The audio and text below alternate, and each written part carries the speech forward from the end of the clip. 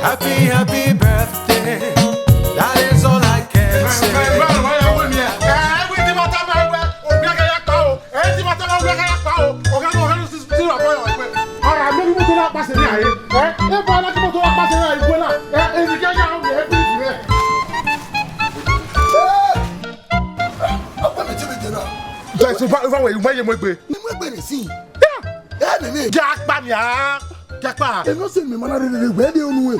No soon by we know I do Mariana, Abudeja do Abudere. A bed dinner and a walk canania. A war dig Baserio, so bed is my idea. I doubt I have enough your dear or what you know when you are keeping. Benuna Ewe, U Pakeka, a motoria when I was Zola.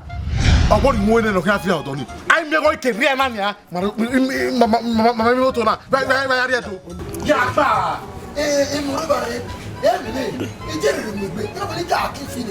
we got better doing now don't you can feel it. Why do you want to work with TV when I will Balicamasi? Maria do, and you know what you will do my own. Umae, where Bobby Ide, where Oyawe 50 years birthday, Golden Jubilee birthday. On the 20th of July 2019, wow.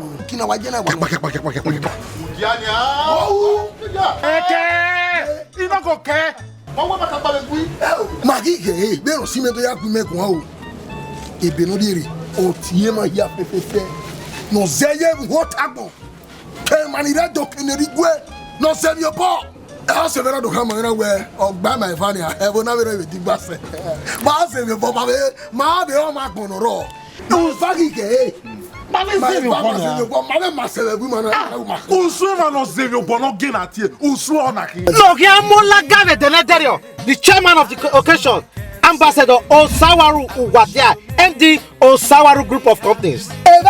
No, here Molaganu Pogeba, now the vice chairman, you know, Don Richie One, the state general of Italy. The child lady of the occasion, Madame Meg Osa, aka Mama Angel One of Paris. Babeje, no, Molagan, Nupogeba, Woko, not a vice chair lady, Aveno, Royal Princess, Ame, Agado, Ero from UK. Ero Waga Denedario, you know.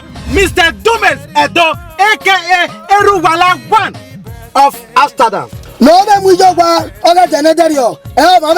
Yeveno Mary Agnose from Brescia. Royal Father of the Day, Chief Emperor Charlie Brown, or Weramoro, the Atolek of Fuse. Oh, Berebe, Anno Tamaniha, Comrade Oliver Omosoge, the Ekmenede One of Shagar Nation, CEO Oliver Motors. Don Omon Pioneer One from Como. Mr. Use Osasuyi, aka Erigo One of Swiss. Pa Kelly Umaogi, CEO Moving Star Complex Rome. Oh, Berebe. Ije no here ije oga Denedario mame o ma no yo sayi kankan Pastor Mrs. Edina Unoma Owas. Honorable Edwin Omerigi, aka Don Sky One of Roman Empire. Special guest of honor, Don Skimia, the Otolige One of the universe. What Segbigale nia or Segbigale? Never say be Oliver or Segbe or Timanoga Destiny Bagua. The Ijanimwe One of the universe, MD, FP Conglomerates. Usuaveye Don Ogba One of Shagar Nation. Baba, and Uso Yaveje, Arno Tamanika, no Barepoe. Ambassador Wesley Axoro, MD, CEO, Wesley Hotel Worldwide. Mr. Jerry Isokman, CEO, Isokman Microfinance Limited. Mr. Clement Okungbawa, aka No King Asgard. Mr. Jerry Pule, aka Olokun One of Swiss. Oh, Bereva, oh, Kame, oh, Toboe, oh, Mete, the I1 Soba of Binikidon. Bereva, Elsama Fete, Ojo of Shagar Nation. Igo got one Shagan Verona.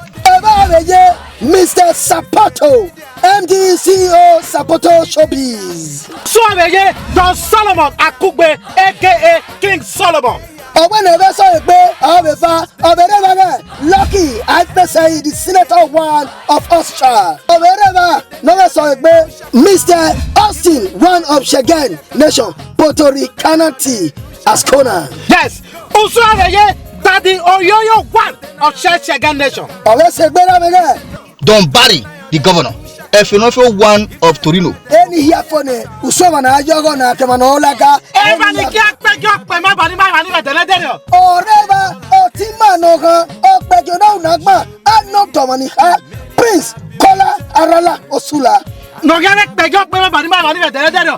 Don Cliff to smile. Ani opa o abe yebero ano tomani ha omoto osagbavo okungbowa aka Afialele one of Shengen nation. Otima no make spell day the Spice Vision.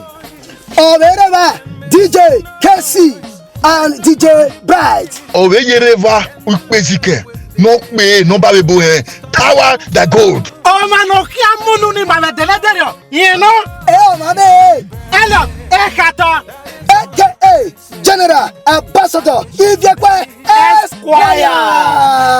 They not your pa area ti waya. So let's move. Mudiania. My brother, where would you expect you can't shop that food? Mudiania. There you even know where one bunogi na TV7 waya taiba. What is going on? My have ya come madam Mudiania meeting my cookie. Igo ni mese. Me ma dem ma gbe dagu mami wa se. Oh, boko we si me ni wala wa luwa. Boko ni go mai wa be mi ku. Wala wa we me ba gbe de no na ko gba yan. May we go. Make ya mo gbe ni moto ma pa ni. Abi moto di ho ni o ga ya mo ma. Oh, but the rest all go reach your hand. Jakpa. Oh, de no do wa we ya si wa gi ki. De the address no wa di me wa kun ni mo ya o de do ba wa we do. Ono ya o. Ye nenu ge tell you wow. Oh, what do be ma ko wi ede. Abi moto la. We may go no short on. Odo ario. Emi obo. Ki moto pare mi se. Me take o ga for ni ariye be Mudiania. Strada Ponte Iglia Continuere PC 29010 Piacenza, Italy. No. Okay. No. Awa le gwa for wani no ri me. Oh, Awa le gwa for.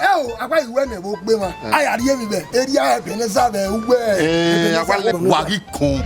Piacenza, Italy. Italy no. Ewebo. So wa me ticket wa me visa wa yare obo. Ewebo. Hi.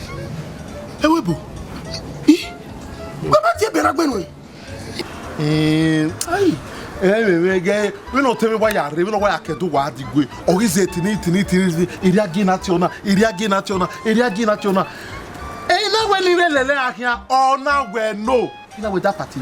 Ime must live and it. I go show that party. And I come with your thing we no do ben no go like ben na. Ana gbe na. Hi. Wo agbe. Azozo. Na we e ga je na gigiowa. Me ma won. Ugbe. Mama no ti e benwe ipa wo ware be na we root na. Ya mo na lele gbe. A root. What a root yawo. Ya ka ba se be pe ni awon anyo me. Is Jonathan e. Ikune ni kuke sun e fo. Oteme. Ikuni me na get na ti we what if you na fe lele gbe. Na kemi ale ko ma. Me no get na ti we. Get money me mu je kere get money kwa gbe mo. Agbe be ya re ba be nu ja tama mi. Ina bu ya mo ne kere. Ya mo mi no bun. Never say ba, there's a lot of things here we couldn't hear. Can you take away from the lake conjo on your no qua? Ubera boy, so Bobano, and Oya Meton away. Do Doman away bed dinner. Yeah, or Timare, Bobby, or Messi, or Mamma, no. You're my music. And you near me again. I have a fair. No, now when you baby Cuero, or Yabo, or Salobois, or Codudu, a Bobby. Or I will bet your woman 50 years or anything. Or with a big way 50 years. Ni boom away. Or do I win a 300 DJ? 300. I will buy. You make it 350. Better. 350 years. Oh, one year toss or more woo, Iwe, and Nanya Boya Fair, Robo Salobois, a Yara of here. Bobby ide ugagi woge we pone vitali odone o ade to no baye u do work man. Runda Uzo no kwe baku. Egbono eje. Make we ma ira gbon pe. Yes, Lord. Be ko ni temu ni abobi. Ni ate do ya bize. Iwa kam ye na we ni apege no mo ya kemi. Hey. Lẹ́ni bọ́nà kò náà úpónà dé wàhíọ́ lè wọ́ bẹ́ẹ̀ kúdò wọ́rí mà lọ́fà. Bobby is a to kobo kami is a to.